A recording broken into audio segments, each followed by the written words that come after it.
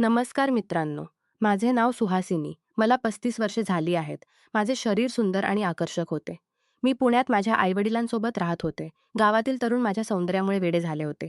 त्यांना फक्त माझ्याकडे पाहण्याची इच्छा होती. पण मी स्वतःला खूप वरचे समजत होते. मला असा नवरा हवा होता जो खूप श्रीमंत असेल, मला लाड करेल आणि सुख देईल. मी स्वतःला त्या योग्य समजत होते. मला कळले नव्हते की लग्नात पैशापेक्षाही महत्त्वाच्या गोष्टी असतात. त्यापैकी सर्वात महत्त्वाचे म्हणजे पती-पत्नीची नाती. जे माझ्यासाठी आले ते सगळे माझ्या नजरेत कमी पडत. लहानपणापासूनच मला नातेसंबंधाची इच्छा होती. मी स्वप्नात पाहत होते की माझा नवरा उंच, मजबूत आणि आकर्षक असावा. पण जे आले त्यांची परिस्थिती चांगली नव्हती आणि स्वरूपही तसे नव्हते. मला तर असा पुरुष हवा होता जो मजबूत, उंच आणि आकर्षक असेल. त्याच्यासोबत राहावे आणि त्या नात्याचा आनंद घ्यावा, असे मी वर्षानुवर्षे स्वप्न पाहत होते. एक दिवस माझ्यासाठी एक उमेदवार आला. तो डॉक्टर होता. तो 45 वर्षांचा होता. तो पशुवैद्यकीय डॉक्टर होता. माझ्या नजरेत तो खूप आदरयुक्त आणि खूप श्रीमंत होता. कोणतीही मुलगी त्याला हवे. मी आयुष्यभर ज्या गोष्टींचे स्वप्न पाहिले होते, त्या सगळ्या त्याच्यात होत्या. तो उंच आणि मजबूत नव्हता, हे मी दुर्लक्षित केले. कारण त्याच्याजवळ पैसा होता, तो मला लाड करणार होता आणि त्याच्याकडे गाडी होती. मी त्यावेळी नातेसंबंधाचा विचारच केला नाही. मला हेही कळले नव्हते की पुरुषांचे वय 40 ओलांडल्यानंतर काही जणांना अडचणी येतात, काहींना ताकद उरत नाही. मी फक्त लग्न करून ते नाते अनुभवण्याची घाई करत होते. आणि तो श्रीमंत असावा. मला पैशानी सुख द्यावे, प्रवास करायला घेऊन जावे आणि गाडी असावी. एवढेच माझ्या डोक्यात होते. माझा नवरा माझ्यापेक्षा 14 वर्षांनी मोठा होता. पण मला वाटले तो 30 वर्षांनी मोठा आहे. आम्ही लग्न केले. लग्नाच्या पहिल्या दिवसापासूनच आमच्यात नातेसंबंध झाले. तो उत्साही होता आणि मला आनंद मिळाला. तो उत्साहीभर आमचे नाते चांगले होते. पण एका वर्षानंतर गर्भधारणा झाली नाही. नंतर तो थकला. तो मला अशी जेवणे करायला सांगू लागला, ज्यामुळे त्याला इच्छा वाढेल. कांदा असलेली भजी, मासळी, कोळंबी अशी जेवणे तो वारंवार मागायला लागला. जेव्हा मी ती जेवणे करायचे तेव्हा आमच्यात नाते होत असे. पण ते पूर्वीसारखे उत्साही नव्हते. गर्भधारणाही झाली नाही. त्याला मुलांच्या गोष्टीची काळजी नव्हती. तो फक्त पैसे कमवण्यात आणि जमीन घेण्यात गुंतलेला होता. नातेसंबंध त्याच्या डोक्यातून गायब झाले होते. एक दिवस त्याला शहरातील जीवन कंटाळले. तो मूळचा शेतकरी कुटुंबातील होता. त्याला गावातील स्वच्छ हवा आणि शांत वातावरण आवडायचे. तो म्हणू लागला की गावात जाऊया. मी म्हटले, "ठीक आहे, पण तुझे काम काय?" तो म्हणाला, "मी गावातच काम करेन." त्याने शहरातील काम व्यवस्थित केले. गावात थोडी जमीन आणि एक घर विकत घेतले. घर सजवले. मीही सामान बांधले. 2 दिवसांनी आम्ही गावात पोहोचलो. गाव नवीन होते. कुठून सामान आणायचे, कुठे जायचे हेही कळत नव्हते. माझा नवरा फिरून-फिरून दुकाने शोधत होता. तो वयाने मोठा असल्याने मी कधी-कधी स्वतः जायचे. तो माझ्यावर पूर्ण विश्वास ठेवत होता. त्याला मत्सर नव्हता. तो म्हणायचा की मत्सर म्हणजे संशय. तो फक्त सांगायचा की बाहेर जाताना ओढणी घ्या, व्यवस्थित कपडे घाला. पण मला कुठे जायला मनाई करत नव्हता. एक दिवस घरासमोर एक तरुण उभा होता. त्याचे नाव अरुण. त्याला 39 वर्षे होती. तो आमच्या शेजारी राहत होता. तो माझ्या नवऱ्याला भेटला. तो उंच, मजबूत आणि आकर्षक होता.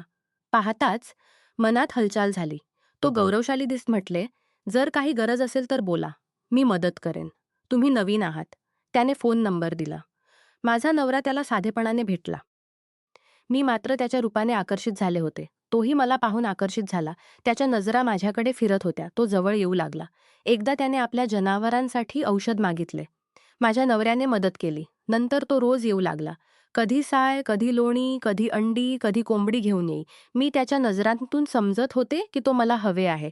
माझ्या नजराही त्याला ओढत होत्या.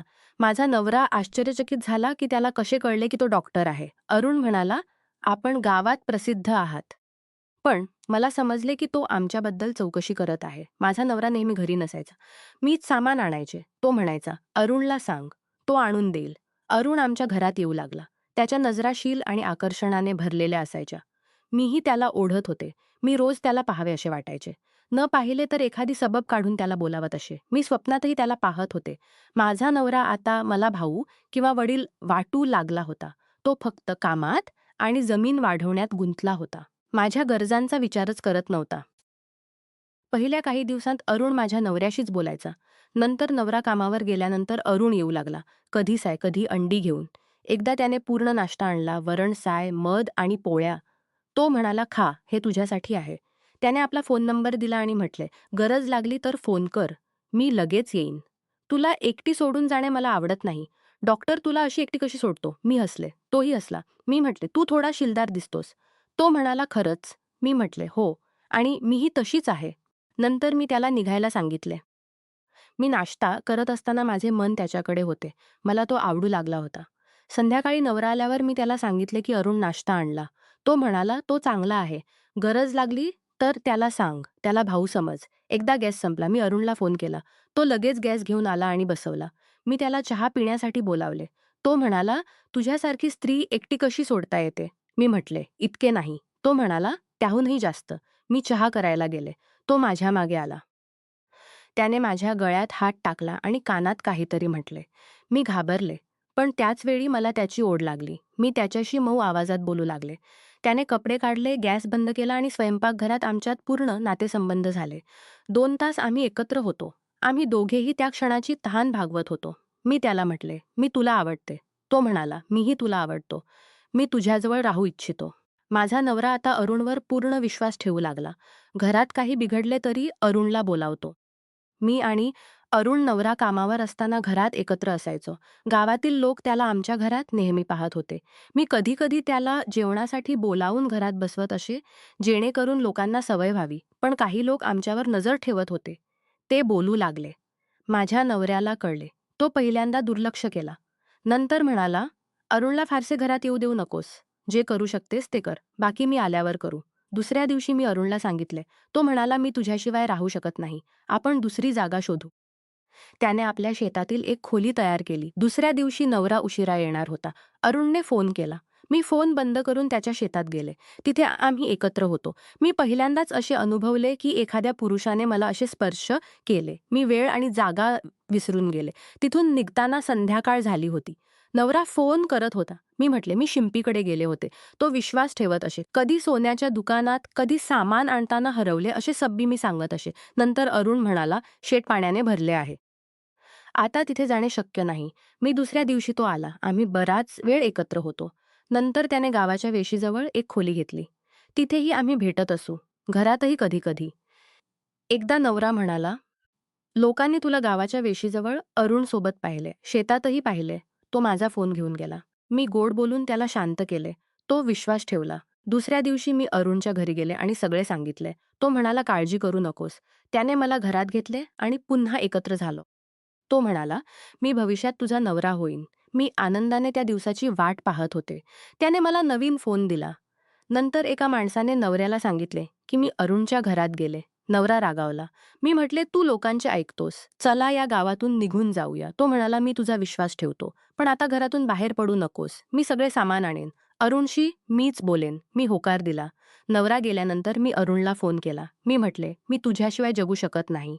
मला माझ्या नवऱ्यापासून सुटका हवी. तो म्हणाला, मी तुझे ऐकेन. मी म्हटले, आपण त्याला संपवू, पण मागे पुरावा राहू नये.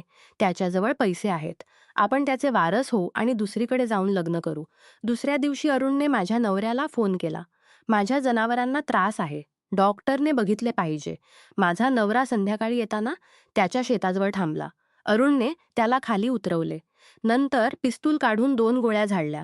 माझा नवरा जमिनीवर पडला आणि मरण पावला. अरुणने पिस्तूल स्वच्छ करून त्याच्या हातात ठेवले. मग तो माझ्याकडे धावत आला. आम्ही रात्री एकत्र होतो.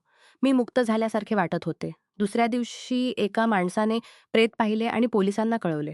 पोलीस आले. पिस्तुलावर माझ्या नवऱ्याचे ठसे होते. त्यांना आश्चर्य वाटले की असा डॉक्टर आत्महत्या का करेल? चौकशी सुरू झाली. गावातील लोकांनी माझ्या आणि अरुणच्या संबंधांबद्दल सांगितले. आम्हाला बोलावले गेले. सुरुवातीला मी सर्व काही नाकारले, पण दबाव वाढला. मी कबूल केले की अरुणने केले. अरुणने सांगितले की मीच त्याला केले आणि पिस्तूल दिले. तपासात असे समजले की अरुण पूर्वीही गुन्ह्यात अडकलेला होता. आम्हा दोघांना फाशीची शिक्षा झाली. मी स्वतःलाच प्रश्न विचारते की मी माझ्या नवऱ्याशी असे कसे वागले. ही कथा सांगताना मला वाईट वाटते. पैशाच्या आणि शारीरिक इच्छेच्या मागे लागून मी एक चांगला माणूस गमावला. विश्वासघात आणि हिंसा कधीही सुख देत नाही. शेवटी फक्त बाहेरच्या माणसाला अतिविश्वास देऊ नये.